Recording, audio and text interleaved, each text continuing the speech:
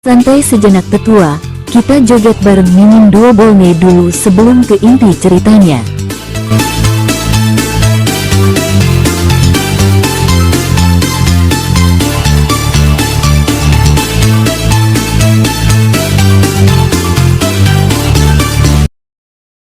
Sengaja mempermainkannya. Pantas saja, ketika aku mati setelah terlahir kembali ratusan tahun kemudian, kamu masih ada di tubuhku, Wu Dao, Wan Xiang dan semuanya baik-baik saja. Ternyata inilah yang terjadi, Xiao Fan menggelengkan kepalanya tanpa daya.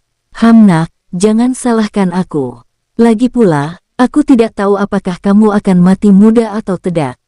Keluar untuk melihatmu akan membuatmu semakin sombong dan bahkan mungkin membunuhmu nanti. Diagram bintang tersenyum tipis. Xiao Fan mengangguk dan tidak terlalu memikirkan masalah ini. Xiao Fan terus berkomunikasi dengan diagram bintang, dan dia sudah mengetahui asal-usul diagram bintang. Itu adalah harta karun yang ditinggalkan oleh orang kuat bernama Sang Dao di alam ini. Namun, Xiao Fan masih punya pertanyaan lain, yaitu apa yang terjadi dengan Huang Ji. Secara logika, Huang Ji dan Sang Dao seharusnya tidak berada di era yang sama. Karena jiwa Huang Ji yang tersisa dapat dilepaskan di diagram bintang, bagaimana ini bisa dijelaskan? Xiao Fan mengungkapkan keraguannya, dan diagram bintang pun memberikan jawaban kepada Xiao Fan. Bukan Sang Dao yang menekan Phoenix kecil itu. Apakah kamu mengerti? Suara acuh tak acuh diagram bintang terdengar di telinga Xiao Fan. Bukan Sang Dao. Xiao Fan tertegun. Benar. Pemilikku sebelumnya yang menekan Phoenix kecil itu dan kemudian menyegelnya di diagram bintang. Peta bintang melanjutkan penjelasannya kepada Xiao Fan. Kenapa dia melakukan itu? Xiao Fan tidak mengerti. Secara logika, pihak lain bisa dengan mudah menekan Huang Ji. Jadi kekuatannya pasti sangat mengerikan saat itu. Tetapi sebagai orang kuat yang telah mencapai tingkat itu, mengapa dia ingin menekan Huang Ji? Xiao Fan tidak dapat memahaminya, jadi dia menanyakan pertanyaan ini. Aku sudah memberitahumu. Apa kamu pikir sumber daya di diagram bintang itu tak terbatas? Jangan bermimpi. Aku juga perlu mengisinya kembali. Suara diagram bintang yang tak berdaya terdengar di telinga Xiao Fan. Mendengar ini, Xiao Fan tercengang. Ya, aku tak percaya otakmu sebodoh itu, cibir diagram bintang, kamu terus mengejekku. Percaya atau tidak, aku tidak akan membagi labu hijau itu denganmu, kata Xiao Fan ringan dengan wajah muram. Aku tidak akan melakukannya lagi, kata diagram bintang tanpa daya. Ia lupa bahwa labu hijau masih ada di tangan Xiao Fan. Ngomong-ngomong, seberapa bergunakah kekuatan hukum yang kamu inginkan sebelumnya? Dan orang yang menyegel Huang Ji di diagram bintang sebelumnya, bisakah dia memindahkan makhluk hidup ke dalam diagram bintang? Xiao Fan terkejut setelah mendengar ini. Tentu saja, kekuatannya sudah sesuai standar, kata diagram bintang ringan. Faktanya, kamu juga dapat memahami diagram bintang sebagai alam, perangkat penyimpanan, atau rumah harta karun. Lalu kapan aku bisa membawa makhluk hidup? Xiao Fan bertanya dengan cemas. Kamu terlalu lemah sekarang, kamu masih sedikit kurang mengerti. Diagram bintang mendesah tak berdaya, ia tentu tahu apa yang dipikirkan Xiao Fan. Namun, diagram bintang juga memberitahu Xiao Fan berbagai alasan. Pertama, kekuatan tuan rumah. Xiao Fan masih sedikit kurang dari itu, ia harus menunggu hingga mencapai ranah nirvana. Selain itu, kultivasi makhluk yang dibawa ke diagram bintang tidak boleh lebih tinggi dari kultivasi tuan rumah. Ini juga merupakan prasyarat. Sederhananya, diagram bintang adalah alam yang luas, dan Xiao Fan adalah penguasa alam ini. Di alam ini, tidak boleh ada makhluk hidup yang kultivasinya lebih tinggi dari Xiao Fan. Beginilah aturannya. Jadi begitu Xiao Fan mengangguk dan mengerti apa maksud diagram bintang. Ketika kamu bisa masukkan makhluk hidup, kamu bisa memasuki diagram bintang dengan tubuhmu sendiri. Jika kamu tidak memiliki sarana untuk menjelajahi alam yang luas dan menghancurkan ruang yang luas, musuh tidak akan bisa menemukanmu. Tentu saja, ketika saatnya tiba, Kamu seharusnya tak terkalahkan di alam bawah, tetapi bagi para dewa di alam ilahi abadi, cara seperti ini terlalu mudah. Suara diagram bintang kembali terdengar. Di telinga Xiao Fan mengangguk dan mengerti segalanya. Baiklah, nak, keluarkan dulu harta karun kekacauan itu. Kita bisa bicarakan yang lain nanti, desak diagram bintang. Xiao Fan mengangguk. Dia menghembuskan napas dan mengeluarkan harta karun kekacauan. Begitu labu hijau yang tersegel itu muncul, ia meronta hebat, berusaha melepaskan diri dari tangan Xiao Fan. Xiao Fan tertegun, segelnya setengah rusak. Xiao Fan tidak pernah menyangka bahwa dia telah menyegel harta karun kekacauan, tetapi dia masih berhasil menghancurkan setengah segel itu dengan kemampuannya sendiri. Arg! Labu berkulit hijau itu meraung dan mencoba melepaskan diri dari tangan Xiao Fan.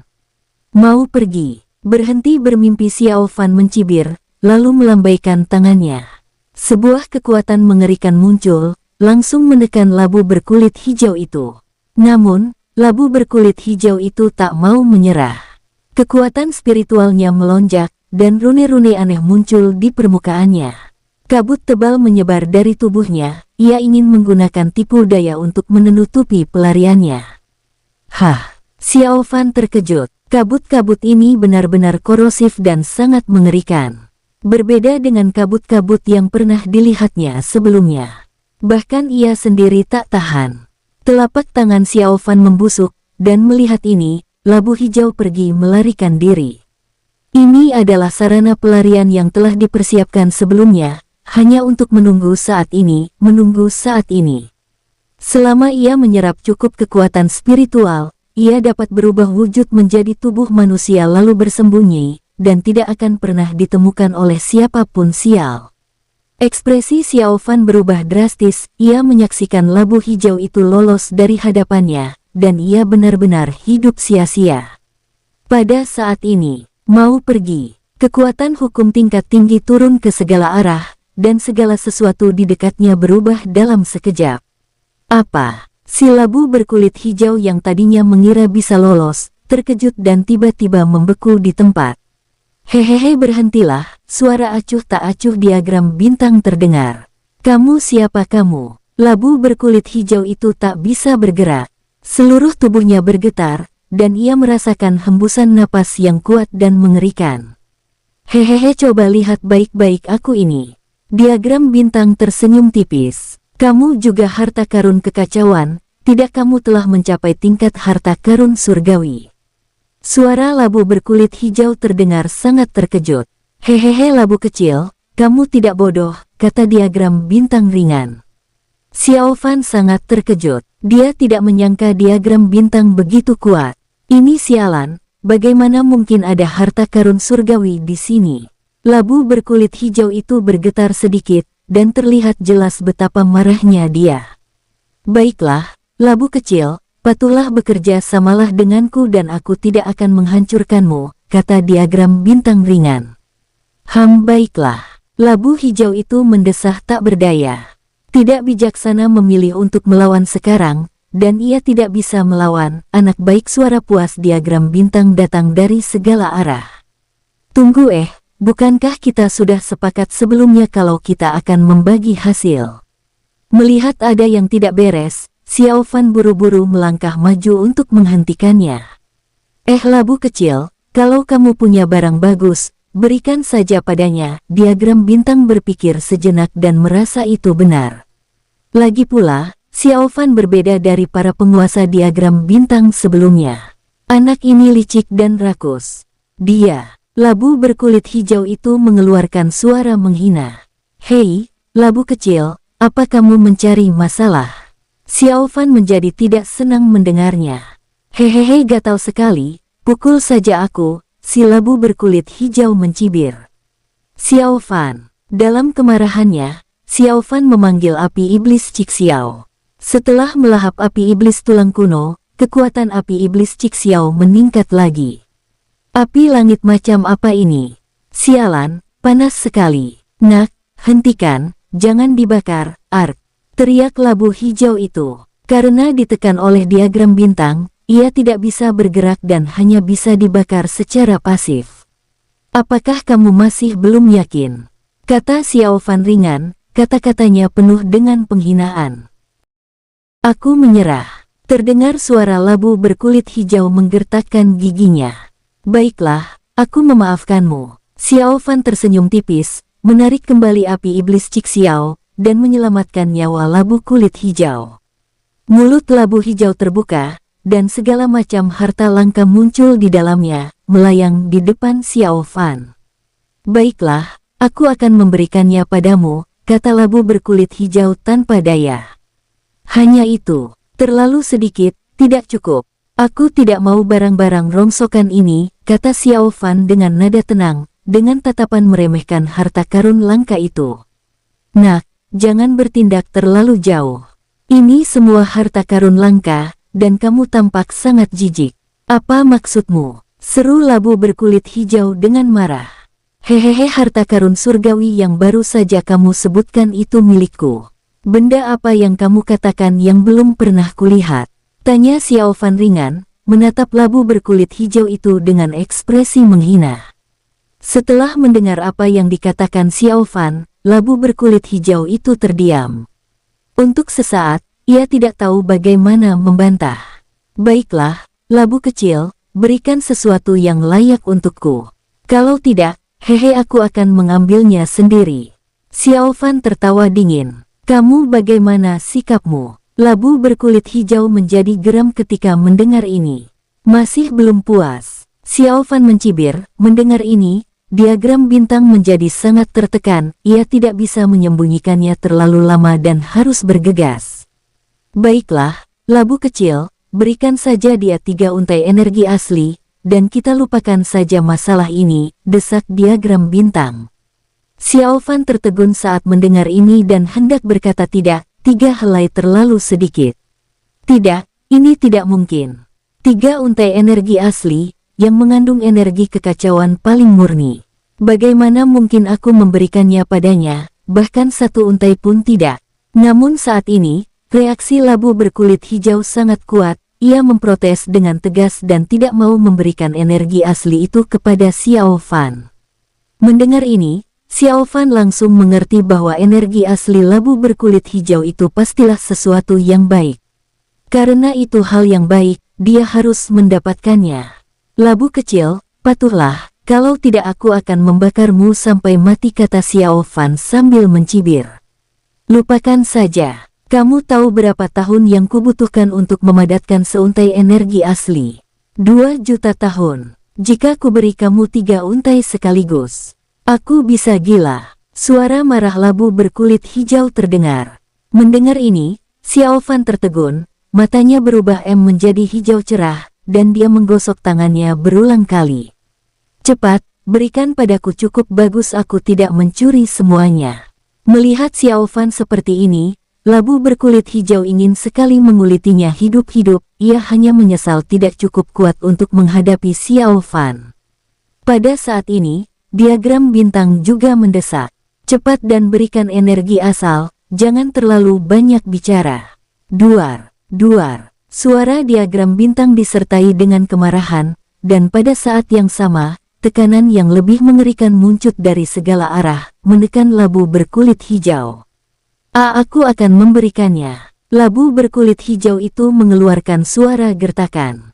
Dalam keputusasaan, ia akhirnya memilih untuk berkompromi dan menyemburkan 3 helai energi kacau dari mulut labu itu ke telapak tangan Xiao Fan. Ketiga untaian energi kacau ini adalah energi asli. Setelah memuntahkan 3 untai energi asli, ukuran labu berkulit hijau itu jelas berkurang. Cukup, kata labu berkulit hijau sambil menggertakkan giginya. Xiao Fan sedang dalam suasana hati yang baik. Setelah menyentuh 3 untai energi asli labu berkulit hijau, ia langsung merasakan energi kacau yang kuat mengalir dari telapak tangannya ke seluruh tubuhnya. Sungguh harta karun Xiao Fan sangat gembira. Ia tahu bahwa energi kacau ini pastilah harta karun yang langka dan berharga. Kalau tidak, labu kulit hijau tidak akan begitu tertekan. Baiklah, labu kecilku sayang, kemarilah terdengar suara diagram bintang. Detik berikutnya, retakan hitam pekat muncul di depan labu hijau. Labu hijau itu mendesah dan memasuki lorong itu dengan enggan. Ia tidak berani melawan, karena labu kulit hijau tahu betul bahwa pihak lain adalah harta karun surgawi. Jika pihak lain mau, ia bisa menelannya dan membuatnya lenyap sepenuhnya. Aneh sekali, kenapa aku merasa dia memelototiku sebelum masuk. Xiao Fan menyentuh dagunya dan berbicara dengan ringan. Nak, tingkatkan kekuatanmu dulu, lalu pergilah ke sungai waktu. Suara diagram bintang muncul di telinga Xiao Fan. Mengapa tidak pergi sekarang? Xiao Fan bertanya-tanya. Hehehe, katakan padaku, kalau kamu bertemu Buddha, dan dia menyerangmu, apa kamu bisa menahannya? Sebuah seringai mengejek terlontar dari diagram bintang. Xiao Fan. Masuk akal. Baiklah, aku mengerti. Xiao Fan mengangguk. Sekarang berbeda dari sebelumnya. Sebelumnya, ketika Xiao Fan pergi ke istana 10.000 Buddha, sang Buddha mungkin tidak memperdulikannya demi Huyan. Namun kini dia memiliki harta karun kekacauan, dan sang Buddha pasti tahu mengenai hal ini. Xiao Fan tidak dapat menjamin bahwa sang Buddha tidak memiliki keserakahan terhadap harta karun kekacauan. Oleh karena itu, Xiao Fan tidak ingin bertaruh. Ayo berlatih. Xiao Fan menghela napas, duduk bersila, dan berencana untuk meningkatkan kemampuannya di sini. Xiao Fan juga ingin memurnikan ketiga untaian energi asli yang baru saja diperolehnya dari labu berkulit hijau di sini. Xiao Fan berlatih dalam pengasingan di alam Buddha. Auranya meningkat terus-menerus, menjadi semakin kuat. Setelah Xiao Fan memurnikan tiga energi asal labu hijau, auranya menjadi semakin kuat, dan aura kekacauan yang kaya muncul di sekelilingnya. Duar, duar, duar, duar, duar. Hancurkan. Xiao Fan meraung. Kultivasinya telah mencapai tahap akhir tingkat E9 ranah Ziyuan, dan auranya masih terus meningkat. Karena integrasi tiga energi kacau ke dalam tubuhnya, fondasi Xiao Fan sendiri meningkat pesat. Energi kekacauan mengalir di sekitar Xiao Fan, membantunya menstabilkan kultivasinya. Dunia luar. Maju cepat 3 bulan. Sialan, kemana perginya Xiao Fan? Aku tidak tahu, aku belum menemukannya. Sialan, kita harus menemukannya. Harta karun kekacauan bukan miliknya. Medan perang surgawi berguncang, dan semua alam besar mengirim orang untuk mencari keberadaan Xiao Fan. Semua persimpangan yang mengarah ke alam Kongchen sekarang diblokir dengan ketat untuk memastikan bahwa Xiao Fan tidak akan melarikan diri ke alam Kongchen. Orang-orang di alam Kongchen secara alami menolak, dan mereka mengalami konflik serius dengan dunia luar. Namun pada akhirnya, alam Kongchen tidak punya pilihan selain berkompromi. Di alam Kongchen, mereka juga berusaha sekuat tenaga untuk menyelidiki keberadaan Xiao Fan. Pada saat yang sama, mereka mulai berdiskusi secara internal apakah akan menggunakan wilayah bintang Hongtian untuk mengancam Xiao Fan atau tidak. Tentu saja, mereka tidak tahu bahwa di sana ada kerabat terdekat Xiao Fan. Sebelum Xiao Fan pergi, dia menghapus ingatan semua orang di wilayah bintang Hongtian tentangnya, yang membuat semua orang di alam Kongchen kagum. Kecerdasan anak ini jauh di luar imajinasi mereka. Jika mereka bisa menggunakan kerabat Xiao Fan untuk mengancamnya saat ini, itu pasti akan lebih efektif. Namun masalahnya, mereka tidak tahu siapa kerabat Xiao Fan, dan mereka bahkan tidak yakin apakah Xiao Fan punya kerabat. Hal ini menyebabkan kekacauan di alam Kongchen, dan untuk sesaat tak seorang pun dapat mengambil keputusan, tidak tahu harus berbuat apa. Sialan Xiao Fan, pencuri kecil ini pantas mati. Dia tidak bisa dibiarkan hidup. Bagaimana menurutmu, mungkinkah Xiao Fan sedang dalam situasi yang buruk saat ini, jadi dia tidak bisa kembali? Itu juga mungkin. Sialan, harta karun kekacauan ada padanya. Sekelompok orang di alam Kongchen angkat bicara satu demi satu, semuanya dengan ekspresi muram, dan mereka semua khawatir tentang harta karun kekacauan. Jika alam Kongchen mendapatkan harta karun kekacauan ini, kekuatan keseluruhan mereka pasti akan meningkat pesat. Dapat dikatakan bahwa harta karun kekacauan di tangan Xiao Fan adalah kesempatan untuk mengubah nasib alam Kongchen. Itulah sebabnya mereka sangat ingin menemukan Xiao Fan dan mengambil harta karun kekacauan darinya. Sialan, kita tidak bisa menemukan jejak Xiao Fan. Apa yang harus kita lakukan? Jika itu tidak berhasil, maka gunakan wilayah bintang Hongtian sebagai ancaman. Tidak, kalau aku membuat Xiao Fan marah, bukankah itu artinya kita benar-benar akan menjadi musuhnya? Dan apa kamu pikir orang yang sudah sekuat itu akan peduli pada semua kerabatnya? Benar, perselisihan sengit terjadi di kalangan petinggi alam Kongchen. Baiklah, berhenti berdebat. Aku akan bertanya pada Qin Wuhan. Pemimpin istana Kongchen berbicara perlahan, menghentikan semua orang yang berdebat. Pada saat ini, medan perang surgawi. Di sana, pergilah ke sana dan cari di mana Jia Yu. Bagaimana kabarnya? Sampah, semua sampah. Di mana Qian Daoling, Yang Yun, Hao Yang Biao dan yang lainnya? Mereka semua sampah. Pada saat ini, Qin Wuhan terus-menerus menerima pesan dan wajahnya tampak sangat jelek. Untuk menemukan Xiao Fan, Qin Wuhan mengirim Jia Yu, pemimpin lama Xiao Fan.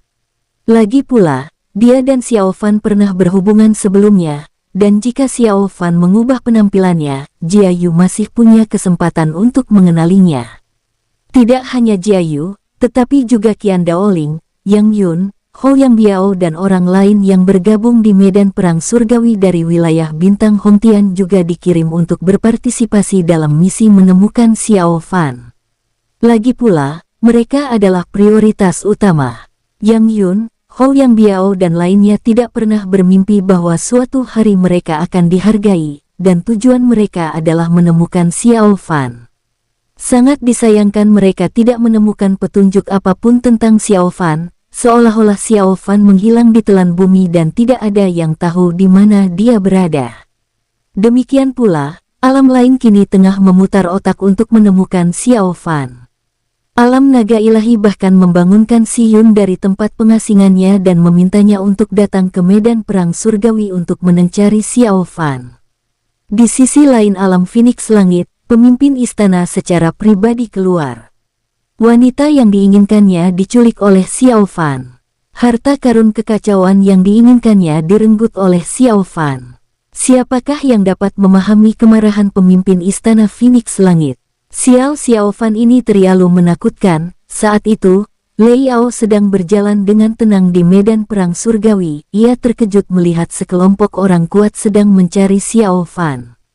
Awalnya, setelah Lei Yao dan Xiao Fan berpisah, dia juga ingin pergi ke alam Kongchen untuk ikut bersenang-senang. Tapi dia terlalu lambat. Saat Lei Yao tiba, perang di sana sudah berakhir. Karena tidak ada pilihan lain, Lei Yao terpaksa mengembara ke tempat lain. Awalnya dia khawatir klan tanduk petir akan sangat cemas karena tuan muda mereka hilang. Namun dia salah. Tidak seorang pun di klan tanduk petir menyadari dia hilang. Para petinggi klan tanduk guntur semuanya mencari Xiao Fan, namun tak seorang pun memperdulikannya. Lei Yao bahkan bertemu dengan dua kultivator ranah Shenlun dari klan tanduk petir, tetapi mereka tidak punya waktu untuk menghadapinya dan buru-buru terus mencari Xiao Fan. Dapat dikatakan bahwa Xiao Fan sekarang telah menjadi komoditas panas, dan setiap kekuatan ingin menemukannya sesegera mungkin. Tentu saja, berita tentang para dewa pun menyebar. Di beberapa alam yang telah lama ada, orang-orang mulai mencari buku-buku kuno dan mempelajari rahasia-rahasia zaman kuno darinya. Klan dewa berdarah murni, tanda di dahi mereka adalah keilahian yang legendaris. Dan mereka dulunya adalah tuan, tetapi karena kontrak, mereka disegel dan tidak bisa turun. Alam-alam besar ini tidak pelit dengan informasi yang telah mereka pelajari, dan mereka meneruskannya ke alam-alam lain sehingga mereka dapat mempersiapkan diri bersama.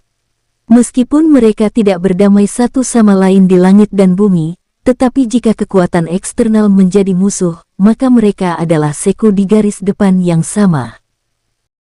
Setelah mengetahui rahasia para dewa, banyak alam besar merasa ngeri.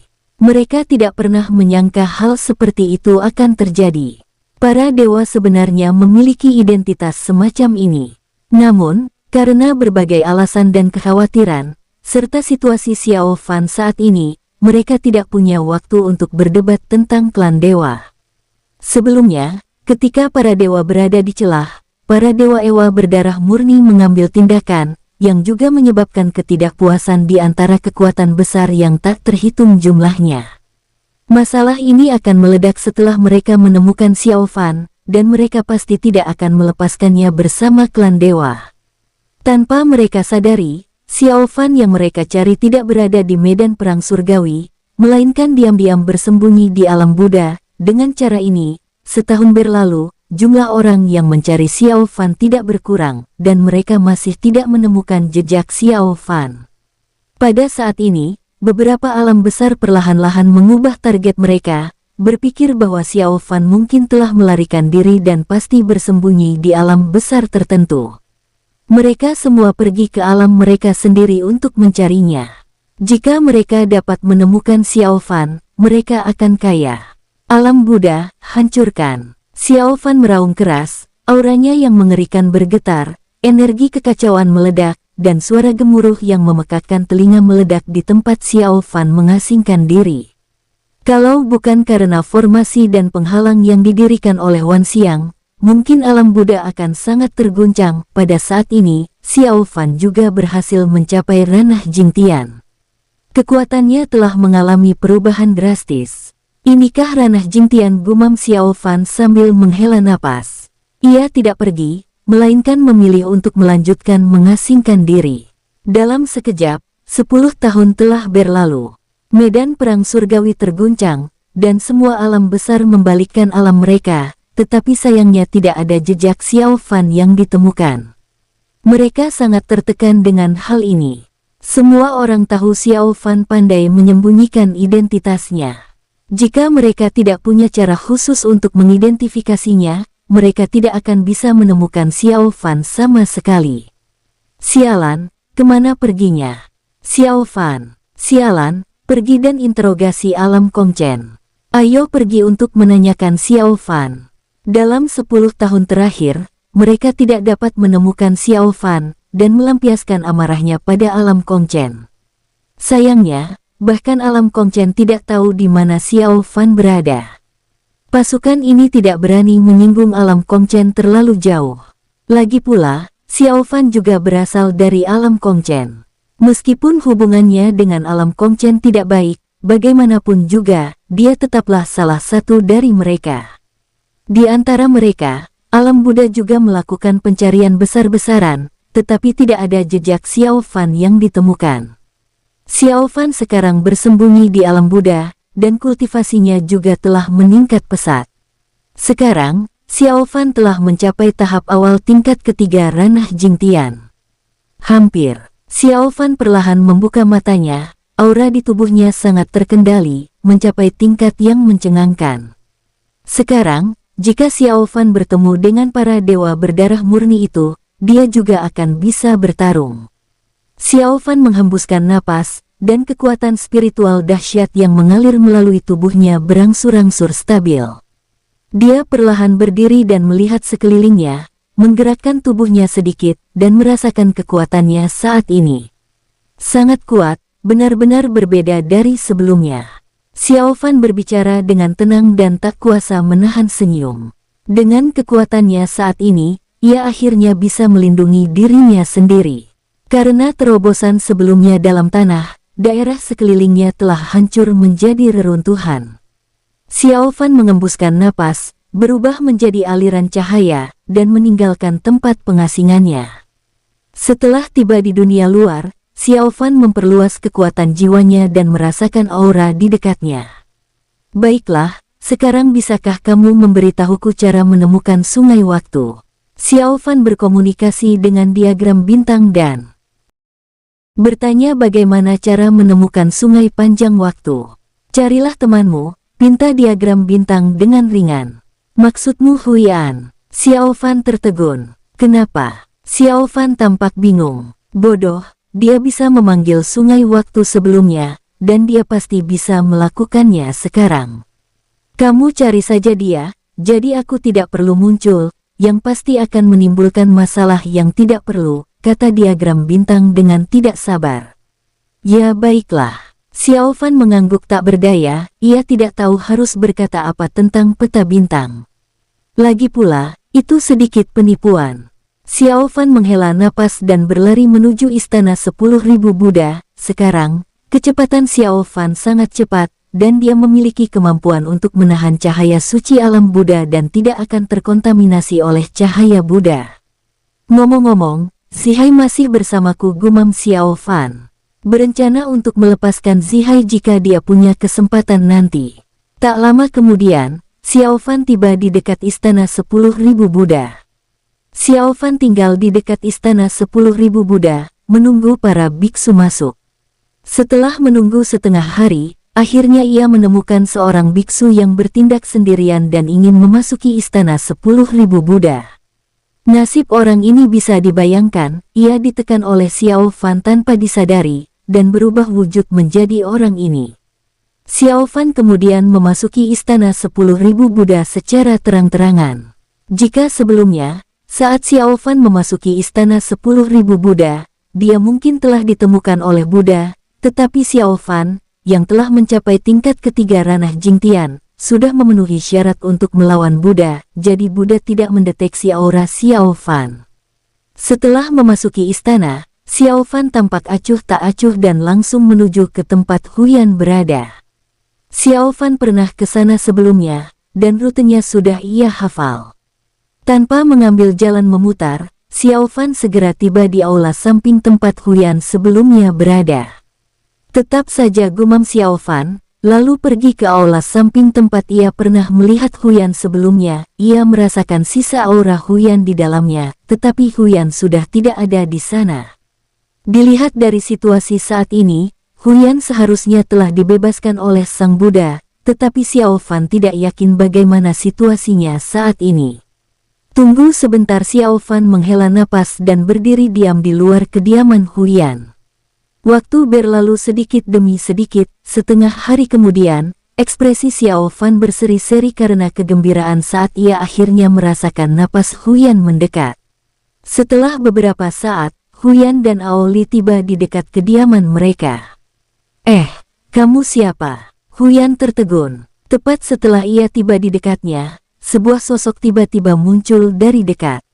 Xiao Fan telah menyembunyikan dirinya sebelumnya agar tidak menarik perhatian, dan baru muncul sekarang setelah melihat Huyan. Ketika Aoli melihat pria misterius di depannya, dia terkejut dan langsung ingin berteriak minta tolong seolah-olah dia sedang menghadapi musuh yang kuat. Diam, naga bodoh! Teriak Xiao Fan, dan aura mengerikan menyelimuti Aoli. Dalam sekejap, Aoli merasa seolah-olah dirinya sedang ditekan oleh gunung-gunung yang tak terhitung jumlahnya, menyebabkan pikirannya meraung dan jiwanya hampir lenyap. Ark wajah Aoli memucat dan dia berlutut. Melihat ini, Huyan juga merasa ngeri. Ini aku, kata Xiao Fan melalui transmisi suara, memberitahu Huyan tentang identitasnya. Begitu Huyan begitu terkejut saat mendengarnya hingga rahangnya hampir ternganga ke tanah. Hehe, Xiao Fan mengangguk dengan tenang. Aoli, yang berlutut di samping, tampak bingung dan tidak tahu apa yang sedang terjadi. Baiklah, ayo masuk dan bicara. Xiao Fan melirik Aoli dan berkata dengan ringan. Tentu saja, Huyan mengangguk berulang kali dan buru-buru mengundang Xiao Fan ke dalam ruangan. Tuan, ini berbahaya. Melihat ini, Aoli berteriak terburu-buru sebelum dia bisa memahami situasinya. Namun, Aoli tidak cukup kuat dan tidak bisa menerobos. Tekanan mengerikan yang baru saja diberikan Xiao Fan padanya masih terasa. Jaga pintunya baik-baik, mengerti? Huyan berbalik dan berbicara dengan ringan. Aoli setelah mengatakan itu, Huyan membawa Xiao Fan ke aula samping. Memasuki aula samping, wajah Xiao Fan bergerak dan perlahan kembali ke penampilan aslinya. Kakak, Huyan langsung kegirangan saat melihat Xiao Fan. Hahaha. Xiao Fan mengangguk dan tersenyum. Bagaimana kabarmu akhir-akhir ini? Tidak apa-apa, cukup bagus. Berkatmu, statusku di alam Buddha terus meningkat, kata Huyan gembira. Aku, Xiao Fan tertegun. Ya, itu karena kamu, Kak. Aku, kata Huyan gembira dan menceritakan semua yang terjadi di dunia luar kepada Xiao Fan. Setelah mendengar ini, Xiao Fan memasang ekspresi aneh di wajahnya. Ia tak pernah menyangka begitu banyak hal besar akan terjadi di dunia luar karena dirinya. Haha kakak, bukankah benar ini karenamu? Huyan berkata sambil tersenyum. Sepertinya iya, Xiao Fan mengangguk. Karena hubungan antara Huyan dan Xiao Fan, alam Buddha juga ingin mendapatkan harta karun kekacauan, jadi mereka mengirimnya untuk mencari Xiao Fan. Sekalipun Xiao Fan tidak ditemukan, Huyan dan Xiao Fan masih bisa berhubungan nanti. Setidaknya kedua belah pihak tidak akan bermusuhan. Inilah tujuan alam Buddha. Selain alam Buddha, hal yang sama berlaku untuk kekuatan lain seperti alam Kongchen. Berkat hubungan Xiao Fan, Qian Daoling dan yang lainnya telah hidup dengan sangat nyaman selama kurang lebih 1 dekade terakhir.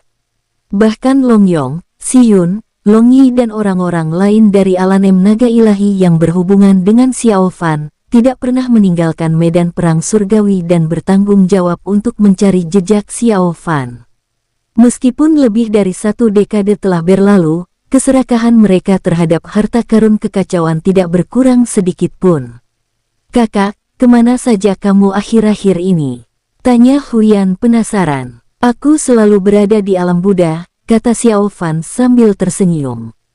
Kamu bersembunyi di alam Buddha. Mendengar ini, Huyan terkejut, matanya terbelalak, dan rahangnya ternganga. Ya, apalagi, kata Xiao Fan riang. Melihat Huyan begitu terkejut, suasana hatinya sedang baik. Baiklah, aku mengaku kalah. Huyan tersenyum getir. Semua orang di langit dan bumi sedang mencari keberadaan Xiao Fan, tetapi Xiao Fan masih baik-baik saja dan tidak terjadi apa-apa padanya. Bukan hanya Huyan saja yang mengaguminya, tetapi semua orang di seluruh langit dan bumi juga mengaguminya. Kakak, kenapa kamu ke sini kali ini? Tanya Huyan penasaran. Xiao Fan sekarang punya identitas khusus. Kalau tidak ada masalah, Xiao Fan pasti tidak akan datang ke istana 10.000 Buddha untuk mencarinya kali ini. Sungai waktu, apakah kamu masih bisa membukanya sekarang? Xiao Fan langsung bertanya, menyatakan tujuannya. Sungai waktu. Huyan tercengang. Kakak, kenapa kamu menanyakan ini? Aku ingin masuk untuk mencari sesuatu. Xiao Fan menghela napas dan berbicara dengan tenang. Yah, mungkin saja. Tapi yang pasti bukan di istana 10.000 Buddha. Huyan menyentuh dagunya. Kakak, jika kamu benar-benar ingin, maka tunggulah sebentar. Aku akan menemukan cara untuk meninggalkan istana 10.000 Buddha, pergi ke tempat yang aman, lalu memanggil sungai waktu. Bagaimana? Baiklah, Xiao Fan mengangguk. Baiklah, kakak, tinggallah di sini untuk sementara, kata Huyan gembira. Apakah kamu tidak khawatir ketahuan? Xiao Fan bertanya-tanya. Jangan khawatir, aku berada di posisi yang sangat tinggi sekarang. Aku tidak tahu bagaimana Zihai menghilang, jadi tunggu. Kakak, Zihai hilang, apa kamu tahu tentang ini? Huyan awalnya berbicara dengan penuh semangat, tetapi tiba-tiba teringat bahwa Xiao Fan seharusnya sudah bertemu Zihai sebelumnya. Mengingat kepribadian Xiao Fan, jika Zihai memprovokasi dia, hehehe, dia hidup tenang bersamaku. Mau ketemu, kata Xiao Fan riang sambil mengeluarkan gelang binatang spiritual. Huyan, sebelumnya seorang petinggi di istana 10.000 Buddha mengatakan bahwa Zihai mati karena aku. Saat itu, aku berusaha sekuat tenaga untuk membantahnya, mengatakan bahwa itu tidak ada hubungannya denganku, tapi sekarang Huyan menatap Xiao Fan dalam-dalam dengan tatapan yang rumit. Xiao Fan, kamu tak bisa menyalahkanku untuk ini. Zihai lah yang mencari kematian. Dia cukup beruntung aku tidak membunuhnya. Baiklah kakak, kamu tak perlu menjelaskannya. Anak ini cukup beruntung masih hidup di tanganmu. Huyan menghela napas dan tersenyum pahit. Baguslah kamu tahu, kata Xiao Fan ringan. Aduh, tetap saja kamu, Kak. Huyan mendesah pelan, dengan raut wajah sedih. Ada apa denganku? Xiao Fan bertanya-tanya. Tidak ada. Huyan menggelengkan kepalanya.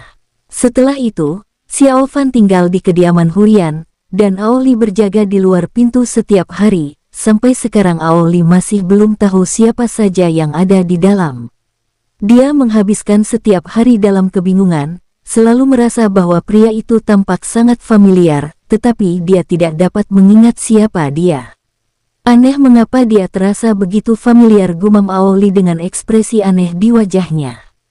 Dalam sekejap, setengah bulan kemudian Huyan diperintahkan untuk meninggalkan istana 10.000 Buddha dan pergi ke medan perang surgawi untuk menyelidiki situasi.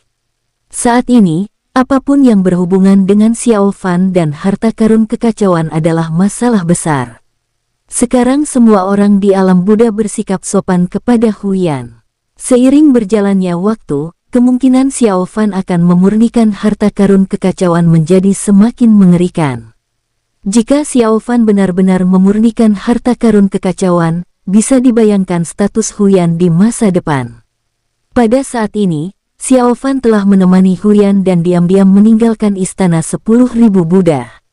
Setelah tiba di luar istana 10.000 Buddha, Huyan memerintahkan sekelompok biksu yang mengikutinya untuk pergi ke medan perang surgawi alam Buddha terlebih dahulu. Ini tidak baik, kan? Huyan, kalau terjadi apa-apa padamu, kami, ya, murid Buddha, kamu harus ikut dengan kami. Benar sekali, murid Buddha, jika kamu bertindak sendiri dan sesuatu terjadi, kami akan sekelompok biksu tampak muram dan bersuara satu demi satu, tidak apa-apa, jangan khawatir, kalian pergi saja, aku bisa melindungi diriku sendiri, kata Huyan ringan sambil melambaikan tangannya dengan tidak sabar. Ini mereka semua tampak muram dan saling memandang, bingung harus berbuat apa. Beberapa bahkan menyarankan untuk meminta nasihat Sang Buddha. Jika Sang Buddha berkata ya, maka mereka akan segera bertindak sendiri dan tidak pergi bersama Huyan. Kalian tidak mendengarkanku, begitu. Melihat ini, Huyan berbicara dengan dingin, merasa identitasnya sebagai seorang murid Buddha sekaligus Buddha muda tidak terlalu berpengaruh. Ini jelas bukan itu, Buddha. Kalau begitu kami pergi dulu. Buddha, kamu harus memperhatikan keselamatanmu dan jangan biarkan apapun terjadi padamu. Sekelompok biksu bersuara satu demi satu, semuanya dengan ekspresi muram di wajah mereka. Baiklah, jangan khawatir, kalian bisa pergi. Huyan melambaikan tangannya dengan tidak sabar. Meskipun para biksu itu merasa tidak berdaya, mereka tetap pergi satu demi satu. Setelah mereka semua pergi, hanya Xiao Fan, Huyan dan Aoli yang tertinggal di dekatnya. Aoli bingung, bertanya-tanya siapakah orang ini yang bisa membuat Huyan bertindak seperti ini. Dia bertanya-tanya dalam hatinya apakah orang ini adalah Xiao Fan. Tapi Aoli tidak percaya dengan tebakannya sendiri. Jika Xiao Fan sudah menjadi tokoh populer di dunia luar, dia pasti akan bersembunyi. Untuk apa dia datang ke istana 10.000 Buddha? Oleh karena itu, Aoli secara sadar melepaskan spekulasinya tentang Xiao Fan. Baiklah, ayo pergi, kata Huyan sambil menatap Xiao Fan. Xiao Fan mengangguk. Beberapa orang pergi. Huyan memimpin Xiao Fan dan segera tiba di tempat terpencil. Tidak ada cahaya Buddha yang bersinar di sana. Seharusnya ini sudah cukup, kakak, kata Huyan sambil tersenyum. Baiklah, aku akan mendengarkanmu. Xiao Fan mengangguk. Kakak Aoli tertegun saat mendengar ini dan menatap Xiao Fan dengan tak percaya. Segera setelah itu, wajah Xiao Fan bergerak dan perlahan berubah ke penampilan aslinya. Aoli. Naga kecil, kenapa kamu begitu terkejut? Kata Xiao Fan gembira. Benar, itu benar-benar kau. Melihat bahwa orang ini memang Xiao Fan, rahang Aoli ternganga dan dia benar-benar tercengang. Kali ini, Aoli akhirnya mengerti apa artinya menjadi sangat berani. Hehehe, tentu saja aku, kata Xiao Fan gembira. Aoli berdiri di sana dengan kaget, tidak mampu pulih untuk waktu yang lama. Aoli, kamu pergi dan jaga daerah ini. Mengerti. Huyan menghela napas dan berbicara dengan ringan. Oh baiklah, Aoli tertegun sejenak, lalu mengangguk berulang kali dan berlari untuk menjaga area di dekatnya. Naga bodoh ini, Xiao Fan melengkungkan bibirnya dan tersenyum tipis. Dia benar-benar takut padamu, Kak. Dia tak bisa menahannya. Kurasa akan sulit untuk pulih. Huyan berkata dengan gembira, teringat adegan saat Aoli memeluknya erat dan bersikeras pergi bersama Huyan. Baiklah, ayo mulai, kata Xiao Fan sambil tersenyum. Ya, Huyan mengangguk dan menghela napas. Kekuatannya saat ini tidak lagi seperti dulu. Sangat mudah baginya untuk memanggil sungai waktu dan mempertahankannya. Tentu saja, premisnya adalah Xiao Fan tidak membutuhkan terlalu banyak waktu. Energi spiritual Huyan melonjak, dan kekuatan aneh muncul dari tubuhnya. Detik berikutnya, sebuah sungai panjang yang mengalir dari zaman kuno perlahan muncul di depan Huyan. Baiklah, kakak, apapun yang ingin kamu lakukan lakukanlah sekarang. Huyan menghela napas dan terus menggunakan kekuatan spiritualnya untuk menjaga agar sungai tetap mengalir. Huyan sebelumnya telah memberitahu Xiao Fan tentang tabu-tabu di sungai waktu. Sungai waktu yang panjang memungkinkan seseorang untuk mengamati masa lalu. Jika seseorang beruntung, seseorang juga dapat memanfaatkan kekuatan masa lalunya dari sungai tersebut. Kini, Xiao Fan berdiri di depan sungai waktu yang panjang. Ia berada dalam situasi ini dan dapat mengamati segala macam hal dalam dirinya. Xiao Fan menghela napas. Sesampainya di dekat sungai waktu, pikirannya berdengung dan ia sangat terkejut. Pada saat yang sama, Xiao Fan berkomunikasi dengan diagram bintang, bertanya pada dirinya sendiri apa yang harus dilakukan selanjutnya. Pergi dan lihat semua yang ingin kamu ketahui itu saja, jangan ganggu masa lalu, mengerti? Kalau tidak, kamu harus sangat jelas tentang konsekuensinya, kata diagram bintang ringan. Xiao Fan menghela napas dan mengangguk. Segala sesuatu yang ingin dia ketahui. Sebenarnya, apa yang paling ingin diketahui Xiao Fan adalah mengapa orang tua kandungnya memperlakukannya seperti ini. Saat berikutnya, jiwa Xiao Fan melesat ke sungai waktu yang panjang, mencari apapun yang ingin diketahuinya di sungai yang bergolak itu. Lambat laun air sungai mendidih, dan Xiao Fan mengikuti kepingan ingatan dan perlahan menjelajahi masa lalunya. Jiwa Xiao Fan mengalir ke dalamnya, dan dia menyelinap masuk seperti hantu, dan tiba di ingatan masa lalunya. Di mana ini Xiao Fan menghela napas dan melihat sekeliling. Bersambung, sampai jumpa di episode selanjutnya para tetuaku, semoga terhibur.